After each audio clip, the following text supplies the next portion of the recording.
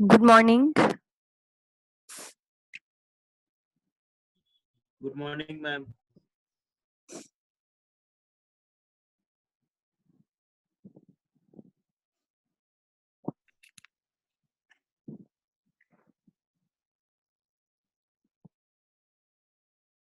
Okay. Shear stress में आपको अब समझ आ गया है क्या करना है? How to find shear stress? Last time we calculated shear stress for the T section, right? Now this time let me calculate shear stress for the unsymmetrical I section. What is unsymmetrical section? Unsymmetrical section किसे बोलते हैं? What is symmetricity? What is ma'am किसी भी symmetricity? Section पे वो सब हाँ. Ma'am similar नहीं होगा। Okay. सिमेट्रिक जो आई सेक्शन पार्ट्स मतलब क्या ऐड होगा कि करेंगे उसका तो मैम टॉप इक्वल पोर्शन और होगा। बॉटम पोर्शन क्या होगा? सिमेट्रिकल होगा। ओके, मतलब अगर या आप उसको एक्स एक्सिस से मिडल से अगर कट करते हो तो आपको टॉप पोर्शन और बॉटम बॉटम पोर्शन क्या मिलेगा? Symmetrical. See in this figure in numerical number 8.10. Okay, my top flange is 200 by 15 while my bottom flange is 130 by 50. Okay, so my top and bottom flanges are not symmetrical. Okay, मैं अगर इस section को x axis से अगर middle से cut करती हूँ, मतलब यहाँ से अगर कट करती हूँ, तो मुझे मेरी ये ऊपर वाला पोर्शन और नीचे वाला पोर्शन सिमेट्रिकल नहीं मिलेगा. Okay, so there isn't symmetricity in this section. Okay, यहाँ पे सिमेट्रिकल नहीं है. This section is not unsymmetrical, right? So what we have to do, if our section is symmetrical, so you will get your y bar directly. How to get your y bar? So your y bar is equal to total y distance divided by 2. But in this case you have to find your y bar. Okay, because आपका जो neutral axis है वो middle में नहीं आएगी. Okay, यो आपकी neutral axis middle में नहीं आएगी because your section is unsymmetrical, right? So you have to calculate your y bar. Okay, then इसमें दूसरा और क्या चेंज आएगा? हियर अगर अगर if you have a symmetrical section, अगर आपका सेक्शन सिमेट्रिकल है, then you have to find shear stress your but obvious at top and bottom your shear stress is equal to 0 यहाँ पे और यहाँ पे. if you draw a shear stress diagram, so this is our shear stress diagram for this unsymmetrical I section. okay, तो for this shear stress diagram यहाँ पे top पर और बॉटम पे बट ऑब्वियस आपका shear stress 0 होता है because यहाँ से आपका डायग्राम स्टार्ट होता है. Okay, but in this case okay यहाँ पे इस जंक्शन पर और इस जंक्शन पर आपका डायग्राम सेम नहीं होगा. Okay, you can see the difference. Okay, यहाँ पर और यहाँ पर आपका shear स्ट्रेस अलग अलग होगा because your section is not symmetrical, right? Your section is unsymmetrical section. so that's why you have to calculate your tau at this point, at neutral axis, at this point and this point. So in this case you have to calculate 5 taus. This one is your tau 1, tau 2, tau max, tau 3, tau 4. So total 5 stresses you have to find. This is your tau 1, this is your tau 2, this is your tau maximum, this is your tau 3 and this is your tau 4. Okay, so for draw the shear stress distribution diagram you have to find out 5 taus. Okay, 5 shear stress की value आपको find करनी होगी because top पर तो और bottom पर तो but obvious आपका shear stress 0 होगा. Okay, but you have to calculate your shear stress at this junction, at this junction, at this junction of flange and wave. Okay, at this junction and at neutral axis. Okay, so total 5 tau आपको find करने हैं. In this case you have to find total 5 shear stresses. Okay, to draw the shear stress diagram. तो unsymmetrical I section होगा, so in that case you have to find 5 shear stresses to draw the shear stress distribution diagram, right? So first of all write the numerical. The shear force acting on a beam at I section with unequal flange. Okay, यहाँ पे you can see this your flange is unequal, this flange and this flange are not equal. Okay, is 50 kilonewton. So what is 50 kilon? 50 kilonewton is your F. So your F is equal to 50 kilonewton. Okay, that is your shear force. Okay, shear force. The section is shown in figure. Section is shown in figure, right?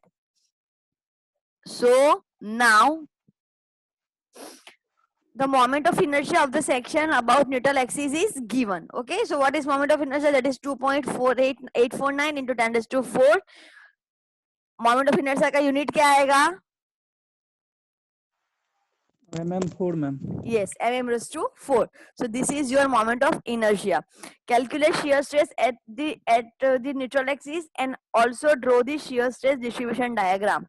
आपको shear stress distribution diagram draw करना है तो आपको इतने shear stresses चाहिए. Then only you can able to draw the shear stress distribution diagram. Okay. Now what we have to do, first you have to calculate your y bar. So first of all calculate y bar. Y bar find करो. इसके लिए how to calculate y bar? What is y bar? कैसे calculate करेंगे y bar? a1 y1 plus Yes. a1 y1 plus a2 y2 ऐसे करेंगे. a1 y1 plus a2 y2 a2 y2 plus plus a3 a3 y3 y3 upon divided a1 plus by a1 plus a2 a2 plus plus a3. a3.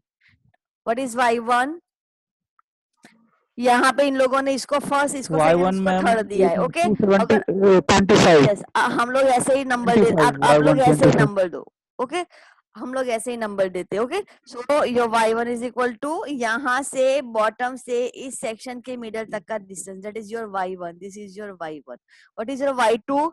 Bottom से इस section के second section के middle तक का distance. Okay, in this case आपकी neutral axis और y2 same distance पे नहीं आएंगे. ओके, अगर आपका सेक्शन सिमेट्रिकल होगा तो आपकी न्यूट्रल एक्सिस मिडल में आएगी. सो आपका y2 और न्यूट्रल एक्सिस एक ही डिस्टेंस पे आएगी. बट इन दिस केस आपकी न्यूट्रल एक्सिस और आपके y2 सेम डिस्टेंस पे नहीं आएंगे because my section is unsymmetrical, right? So this is my y2 and this is my, this distance is y3. Now calculate a1 a2 a3 y1 y2 y3 and find out y bar. चलो फटाफट y bar find करो.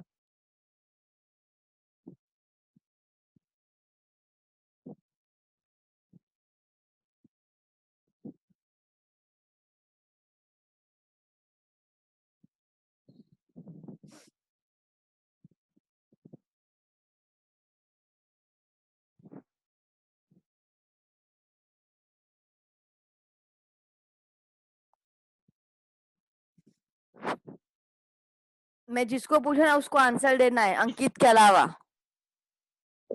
अंकित तुझे answer नहीं देना इस बार.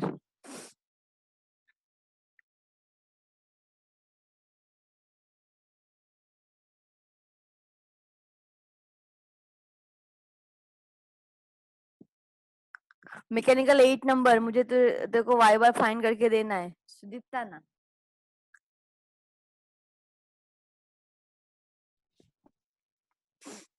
Y बार. हाँ हाँ, अगर ये आपको ये न्यूमेरिकल आ गया ना तो शियर स्ट्रेस के सभी न्यूमेरिकल इजीली आ जाएंगे. सिर्फ कंसेप्ट समझ में आना चाहिए.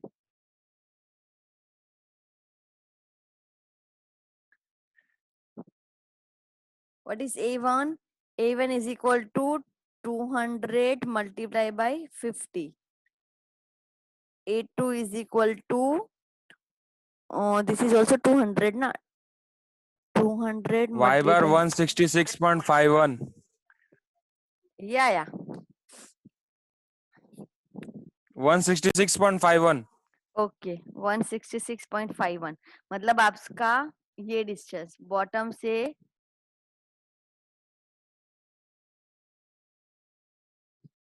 this distance is y1. Okay, this sorry y bar. This is your y bar. If this distance is y bar, तो मेरा ये टॉप वाला डिस्टेंस कितना होगा? Because my total distance is, what is my total distance? Total distance is 200 plus 50 plus 50. Okay, so my total distance is 300. तो my top का distance मेरा क्या होगा? That is equal to 300 minus 166.51. So my top distance is 133.49. Okay, मेरा ऊपर वाला distance कितना होगा? That is equal to 133.49. समझ आया इतना y बार तक में? પ્રતીક તને ખબર પડે છે? આ તું સોલિડ મિકેનિક્સ તો ભણેલો ને?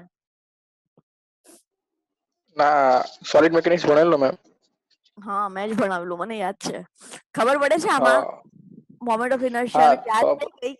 હા હા CGMI એવું કે બધું યાદ છે તને? હા થોડુંક થોડુંક યાદ છે. અગર આમાં જોઈ જોજે, અગર ના ખબર પડે તો તું મને પૂછજે. हाँ श्योर हाँ मैम. ओके हाँ श्योर. अमन, तुझे भी अगर समझ में नहीं आया है वो नहीं आ रहा है तो पूछ लेना.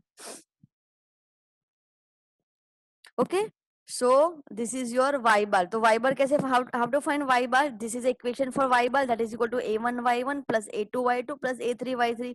what is your y1? y1 क्या होता है हमारा यहाँ के बॉटम से फर्स्ट सेक्शन के मिडल तक का डिस्टेंस, ही इस सेक्शन के यहाँ तक का डिस्टेंस, मतलब कितना होगा 50 plus 200 plus 25. Okay same y2 is equal to bottom से सेकेंड सेक्शन के मिडल तक का distance, that is equal to 50 plus 100 and y3 is equal to 25 mm. Okay so that is your y bar. So your y bar is equal to 166.51 और top का distance आया 133.49. Okay now we have to find shear stress. पहले हम कहाँ shear stress find करेंगे? Shear stress है top. Top पे shear stress क्या होगा? ऑलवेज कितना होगा?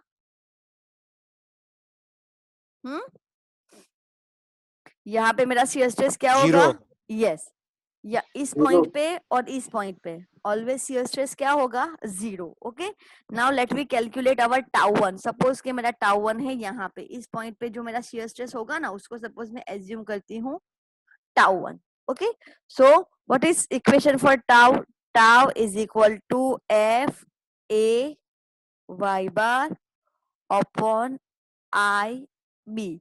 मोमेंट ऑफ इनर्शिया आपको दिया है यहाँ पे. Okay so no need to calculate. अगर आप मोमेंट ऑफ इनर्शिया कैलकुलेट करते हो आपका न्यूमेरिकल बहुत बड़ा हो जाएगा. ओके और इतना बड़ा न्यूमेरिकल शायद तो एग्जाम में तो ना पूछे.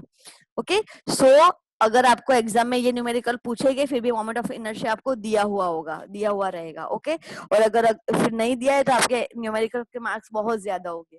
Right so your moment of inertia is already given to you, that is your moment of inertia. Okay this is your moment of inertia about the neutral axis. Okay so I is already given to you. Okay f भी आपको दिया है.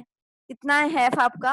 shear force. f is equal to shear force, that is equal to 50 kilo Newton. Okay आपका shear force है 50 kilo Newton. तो f is equal to 50 into 10⁻³ Newton. Okay so F आपका हो गया 50 इंटू 10⁻³ अगर आप इस पॉइंट पे शियर स्ट्रेस फाइंड कर रहे हो तो इसके हमें एरिया क्या लेना है? इस पॉइंट के ऊपर वाला, मतलब ये जो ऊपर वाला रेक्टेंगल है ना उसका हमें एरिया लेना है. तो एरिया मेरा क्या आएगा? F is equal to this. तो area is equal to how much? That is equal to इस रेक्टेंगल का, टॉप रेक्टेंगल का एरिया क्या है? 200 multiply by 50. Okay so that is equal to your area. Okay Y bar क्या आएगा? Neutral axis से जिस सेक्शन के लिए मैं फाइंड कर रही हूँ उस सेक्शन के मिडल तक का डिस्टेंस. ओके मतलब कौन सा डिस्टेंस आएगा? तो ये वाला डिस्टेंस, इस मिडल से यहाँ तक का डिस्टेंस. ओके तो आपको वाई बार कितना मिलेगा? चलो बताओ. वाई बार मुझे कितना मिला फर्स्ट टाउ1 के लिए? ये टाउ1 के लिए वाई बार कितना आया? बोलो. 133.49 minus 25 हुआ इतना, because my this total distance is 133.49 और मुझे डिस्टेंस क्या चाहिए? यहां से मिडल से लेके यहां तक का distance. So my Y bar is equal to 133.49 minus 25. Okay so my Y bar is equal to कितना आया? देखो this a value of Y bar. करो 133.49 माइनस 25. 108.49. 108.49. 108.49. चलो इस सेक्शन पे मैं फाइंड कर रही हूँ इस पॉइंट पे तो मेरे बी की वैल्यू क्या रहेगी? बी क्या आएगा? आई तो आपके पास है, बी क्या रहेगा?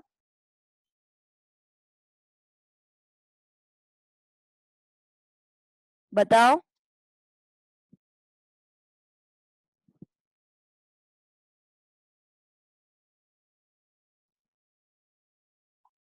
बोलो 200. यस ओके बी की वैल्यू मतलब इस पॉइंट पर अगर हम फाइंड कर रहे हैं तो मेरा बी इतना लेना है होगा okay so that is equal to 200 okay so my B is equal to 200 now find out tau 1 you have f a y bar b और I okay so find out tau 1 जो आपको यहाँ के लिए ये आपकी टाउ 1 की value आनी चाहिए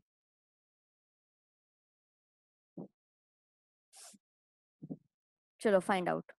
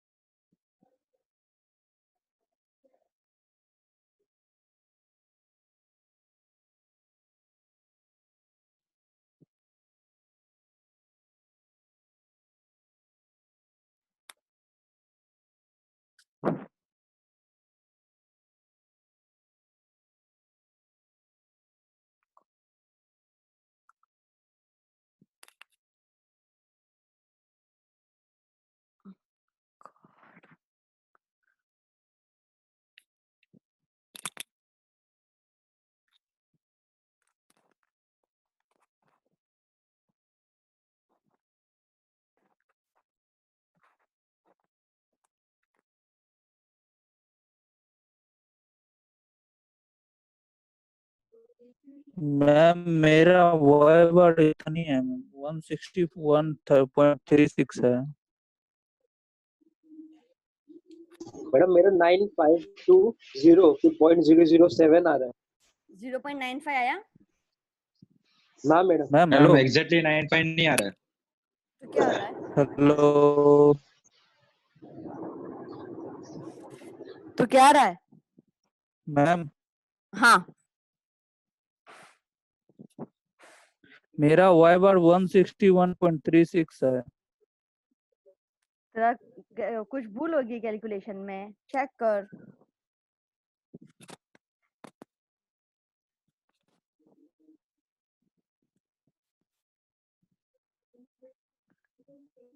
एक ओके मिनट करता हूँ तो फिर so okay this is your Y bar यहाँ है आपका Y bar okay now tau is equal to F A Y bar upon I B as I told you okay so this is your tau okay now यहाँ पे A area into Y bar okay ये आपका direct A into Y bar ले लिया है तो आपका A क्या है A is equal to 200 into 50 okay A1 यहाँ पे हम लेंगे A1 टॉप वाले का because this is your tau 1 ये हमारा फर्स्ट सेक्शन के लिए टाउ है फर्स्ट पॉइंट के लिए टाउ है वेबर फ्लेम का जो जंक्शन है पहले वाला जंक्शन उसके लिए okay so your area is equal to 200 into 50 okay वो तो वही आएगा because this distance is 200 this is 50 तो ये आपका ऊपर वाला रेक्टेंगल है ओके ये आपका आई सेक्शन है और यहाँ पे आपको फाइंड करना है now b is equal to how much that is equal to 200 okay now I is equal to 2.849 into 10 raised to 4 जो भी है whatever it is okay that is equal to your I तो बस simple तो है ये आपका area into Y bar okay Y bar क्या आएगा जैसे मैंने आपको बोला 133.49 माइनस 25 तो that is equal to your Y bar बस सभी सिंपल तो कैलकुलेशन है क्यों नहीं आ रहा है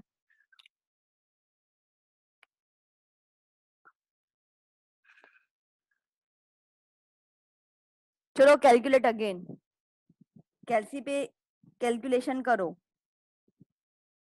0.95 आना चाहिए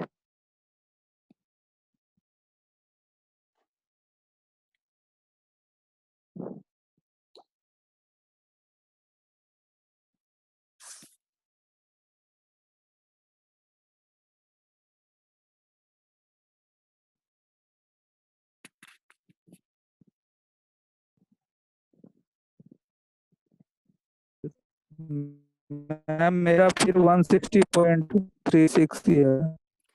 ये है ना ऊपर वाला, ये चेक कर और उसका हिसाब से कैलकुलेशन कर। मैम मैं अबे वाईआर पे हूँ, मैं मल्टीप्लिकेशन और जनरेटर पे नहीं काम डिवाइड कर रहा थोड़ी मैं। सिखाऊंगी आप लोगों को, वो तो कैलसी पे ही तो करना है, वो मैं कैसे मैम तो करवाऊंगी अभी। मल्टीप्लीकेशन फिर से कर रहा हूँ मैम, फिर भी वही आ रहा है मैम 161.36। 3 दिन वर्क किया है। हो ही नहीं सकता है।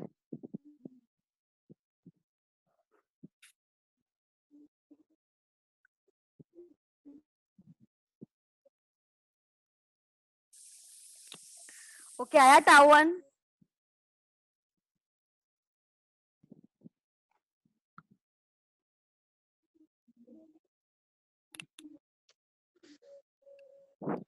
हाँ मैडम ट्राई कर रहा हूँ, 1 मिनट रुक जाओ ना।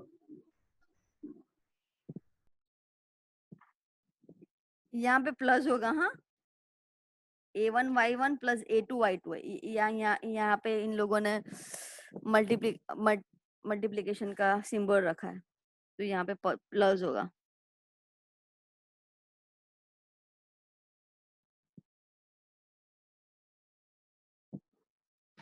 A1 Y1 A2 Y2 A3 Y3।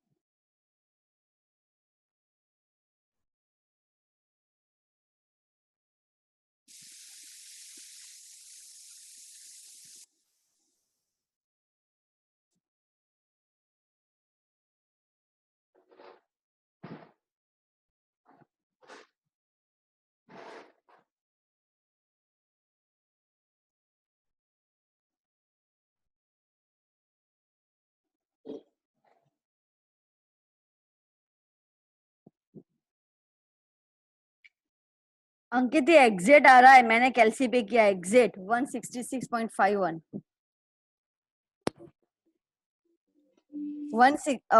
हाँ तो मेरा भी आया मैम 166.509। तो अब तू मल्टीप्लिकेशन नहीं आएगा तो कैसे भी चलेगा? आया। मल्टीप्लिकेशन कोई थोड़ी अभी सिखाएगा। मेरा भी आया, मैं किया तो।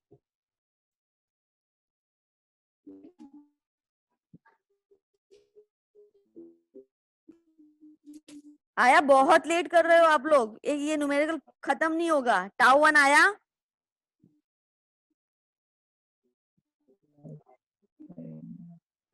आ और गया किसी मैम, का? मेरा आ गया मैम। गया ओके सो टाउ 1 आ गया। 0.9। Okay now calculate tau 2 at this point. Okay तो हमारा इन दोनों पॉइंट में चेंज क्या होगा? सिर्फ दोनों एक ही लाइन पे, सेक्शन सेम रहेगा, मतलब एरिया ऊपर वाला सेम रहेगा, वाई बार सेम रहेगा, लेकिन चेंज क्या होगा? क्या चेंज होगा? टाउ 1 और टाउ 2 में सिर्फ चेंज क्या होगा? विड्थ बी सिर्फ चेंज होगी। ओके इन फर्स्ट केस हमारी विड्थ यहाँ से यहाँ तक होगी, यहाँ से इस पॉइंट से लेके इस पॉइंट तक। But in this second case आपकी विड्थ होगी सिर्फ इतनी, इस पॉइंट से लेके इस पॉइंट तक। ओके सो कितनी होगी आपकी विड्थ? बी कितना है आपका? 50 है। ये सेक्शन का डायमेंशन क्या है? कितना है बी? 50 है ना? 50। ओके सो आपका सिर्फ चेंज होगा ये डायमेंशन 50, मतलब सिर्फ यहाँ 200 की जगह पे क्या आएगा? 50। नाउ कैलकुलेट टाउ टू सब सेम रहेगा. ओके, बिकॉज ये what is this a1 into y बार यहाँ से भी ये सेक्शन और ये सेक्शन आपका एक ही लाइन पे है, तो y बार आपका बट ऑब्वियस न्यूट्रल एक्सिस से बॉटम तक का डिस्टेंस, एरिया भी सेम रहेगा, फोर्स तो सेम ही है, मोमेंट ऑफ इनर्शिया तो सेम ही है. ओके, बट चेंज क्या हो रहा है, सिर्फ आपकी विड्थ, मतलब ये distance. Okay, so now calculate tau two के अंदर सिर्फ 200 की जगह पे आपको लेना है 50, that is equal to your width. Calculate tau to.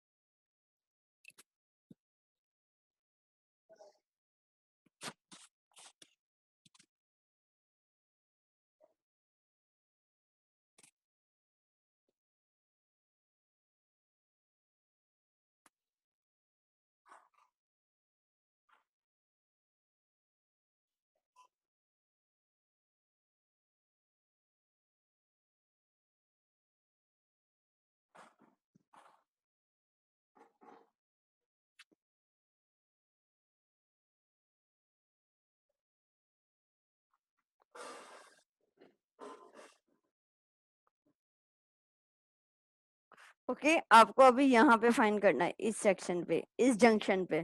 तो उसके लिए आपकी विड्थ क्या हो गई, यहाँ से यहाँ तक ये वाली विड्थ. तो सिर्फ चेंज होगी विड्थ.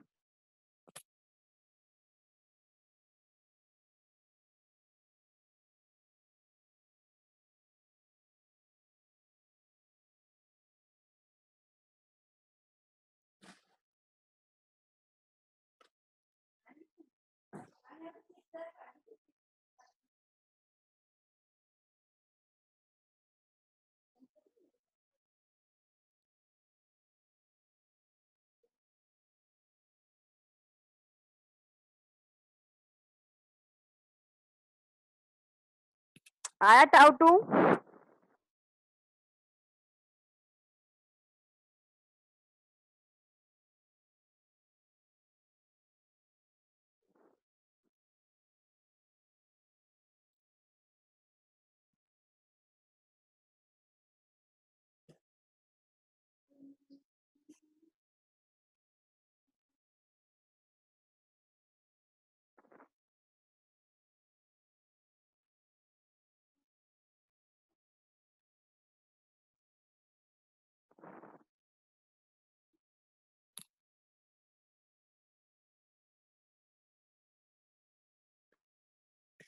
चंदन आया जरा टाउ टू.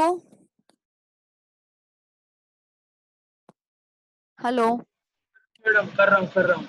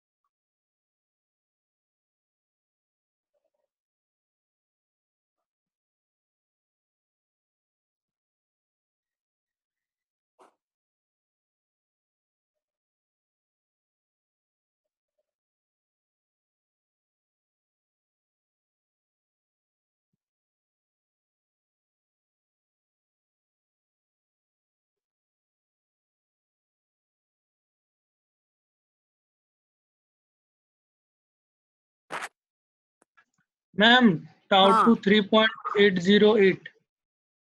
3.808.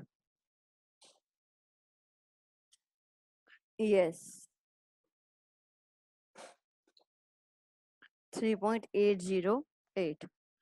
ओके, नाउ दूसरी मेथड टाउ टू फाइंड करने के लिए, एक तो ये हम इक्वेशन में ये जो कैपिटल बी है सिर्फ उसे चेंज कर सकते हैं, या what is tau is inverse shear stress is inversely proportional to width. shear stress क्या होता है, width को inversely propose करता है. Okay, so shear stress is inversely proportional to width. Okay, अगर मेरी width बढ़ती है तो मेरा shear stress क्या होगा, कम होगा, और अगर मेरी width कम होती है तो मेरा shear stress क्या होगा, बढ़ेगा. यहाँ पे देखो, अगर आपकी width 200 है तो आपका shear stress क्या है, 0.9. बट जब आपकी width 50 होती है तो आपका shear stress क्या हो रहा है, बढ़ता है. मतलब width कम होती है, shear stress बढ़ता है. so that's why it is inversely proportional to width. Okay, तो आपने यहाँ ये this is our T section. Okay, तो आपने इसके लिए टाउ 1 फाइंड कर लिया. This is your tau 1. Okay, so tau 1 multiply bye ये width, total width that is equal to 200 divided by ये width जिस पर हमें फाइंड करना है, मतलब यहाँ पे डिवाइडेड बाय, तो ये width मेरी क्या है, 50. अगर आप ऐसे करोगे ना फिर भी आपको shear stress मिल जाएगा. Okay, so this is the shear stress in the web just at the junction of the web and upper flange will be the increase with 0.92. कितना इंक्रीज कर रहा है, 0.9. जो ये हमारा shear stress है वो that is equal to tau 1. this is my tau 1. b is equal to this total width and b ये जो नीचे वाला है ना 50, this is equal to width for this section. Okay, आप अगर ऐसे करते हो फिर भी आपको मिल जाएगा. तो दो में से आपको जो भी ठीक लगे उस मेथड से आप लोगों को सेकेंड पॉइंट के लिए shear stress फाइंड करना है. Okay, so my tau 2 is equal to tau 1 multiply by, suppose इसको मैं b1 नाम दे रही हूँ. ओके, ये b1 है और ये b2 है. ओके, तो multiply by b1 divided by b2. Okay, ये जो टोटल, सपोज ये जो टोटल डेप्थ है ना उसको मैं नाम दे रही हूँ b1, और ये जो मिडल वाली डेप्थ है ना उसको मैं नाम दे रही हूँ b2. Okay, so my tau 2 is equal to tau 1 multiply by b1 divided by b2. अगर आप इससे फाइंड करोगे ना फिर भी आपको टाउ 2 मिल जाएगा. अगर ये समझ नहीं आ रहा है तो देन सिंपली सिर्फ आपकी जो वेट है 200 की जगह पे आपको ले लेनी है 50. आपको जो भी सही लगे, जो भी ठीक लगे उस मेथड से you have to find your tau 2. समझ आया? Hello, yes ma'am. समझ आया? अगर नहीं आ रहा है, कुछ भी समझ नहीं आ Yes, रहा है, ma'am. पूछ लेना. कुछ भी समझ नहीं आ रहा है अगर पूछ लेना, क्योंकि मुझे नहीं पता चलता है आपको क्या समझ आ रहा है क्या नहीं आ रहा है. ठीक है, okay, so this is your tau 2. अभी आपको कहाँ पे टाउ फाइंड करना है, ये आपका टाउ 1 आ गया, आपका टाउ 2 आ गया. अभी आपको टाउ कहाँ पे फाइंड करना होगा, बताओ जल्दी से. Tau at neutral axis. Okay, अगर आपको ऐसे डायग्राम ड्रॉ करना है, आप अगर आपको ये वाला डायग्राम ड्रॉ करना है, ओके, तो आपका ये आ गया टाउ 1, ये आ गया टाउ 2. अभी आपको फाइंड करना है मैक्सिमम टाउ. मैक्सिमम टाउ कहाँ होगा, दैट एट न्यूट्रल एक्सिस. तो tau maximum is equal to again F A Y bar upon I B. But यहाँ पे एरिया इंटू वाई बार किसके लिए आएगा, ऊपर वाले पूरे सेक्शन के लिए, मतलब मेरे इतने वाले सेक्शन के लिए आएगा. ओके, मतलब ऊपर वाला जो मेरा टी बन रहा है ना, यहाँ पे मेरा एक टी बन रहा है ऊपर वाले पोर्शन में, तो उस पूरे पोर्शन का मुझे एरिया इंटू वाई बार लेना है. समझ आ रहा है? मतलब मुझे इतने पोर्शन के लिए चाहिए ये वाला, ये पूरे वाला ऊपर वाला जो पोर्शन है ना उसका एरिया इंटू वाई बार चाहिए. ओके, एफ तो मेरा सेम रहेगा, आई भी मेरा सेम रहेगा. बी कितना होगा, अगर हम न्यूट्रल एक्सिस पे फाइंड कर रहे हैं, मतलब हम यहाँ पे फाइंड कर रहे हैं, तो मेरा बी कितना होगा, बताओ. 50. यस, मेरा B is equal to 50. F same, I same, change क्या हो रहा है, सिर्फ आपका area into Y bar. Okay, तो सपोज इस टी जंक्शन के लिए हम अगेन सेक्शन को, सपोज ये फर्स्ट सेक्शन और ये सेकंड सेक्शन ऐसे में सपोज हम लोग डिवाइड कर देते, तो मुझे क्या total A Y bar is equal to क्या होगा, my total AY bar is equal to